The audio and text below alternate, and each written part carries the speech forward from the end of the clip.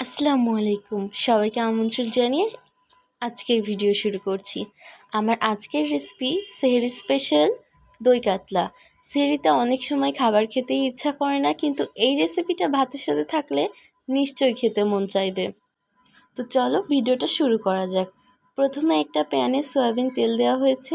তেল গরম হয়ে আসলে এর মধ্যে নুন হলুদ দিয়ে মাখিয়ে রাখা কাতলা মাছের পিসগুলো দিয়ে দেওয়া হয়েছে। এবার এপিট ওপিট গোল্ডেন কালার করে ভেজে নিতে হবে। আর দই কাতলা রান্নায় কিন্তু মুচমুচে করে মাছটা ভাজা যাবে না, অল্প লাল হয়ে আসলেই নামিয়ে নিতে হবে। এবার একটা কড়াইতে সয়াবিন তেল দেওয়া হয়েছে। তেল গরম হয়ে আসলে এর মধ্যে দেওয়া হলো পেঁয়াজ বাটা।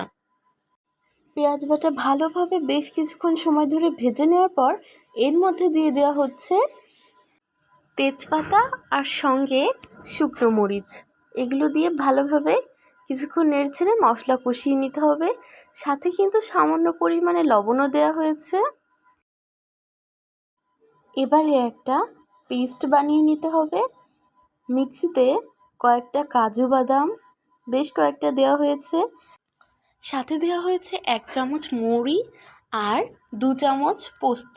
এগুলো দিয়ে ভালোভাবে একটা পেস্ট বানিয়ে নিতে হবে। সেই কষিয়ে রাখা মশলার মধ্যে দিয়ে দেওয়া হচ্ছে রসুন বাটা। ভালোভাবে ভেজে নিতে হবে যাতে বাটা মশলার কাঁচা গন্ধটা না থাকে।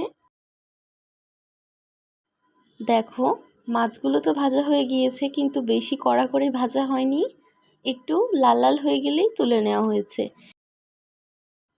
মশলা থেকে তেল ঝরতে শুরু করেছে।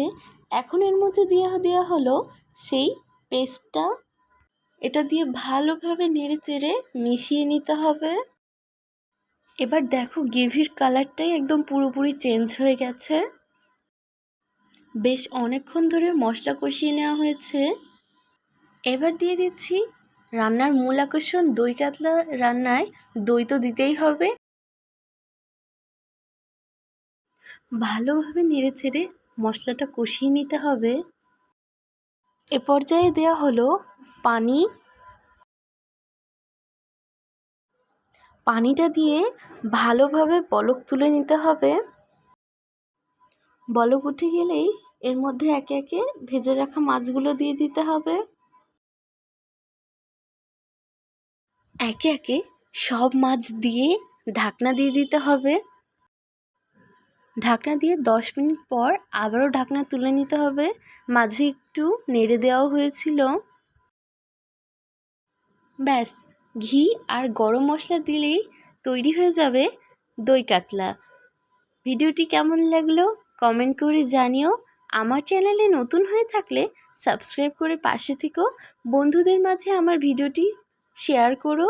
আজ এই পর্যন্তই। আবারও কোনো এক ভিডিও নিয়ে তোমাদের মাঝে হাজির হব। ফেসবুক থেকে দেখলে আমার পেজটা ফলো করে দিও। সবাই ভালো থেকো, সুস্থ থেকো। আল্লাহ হাফেজ।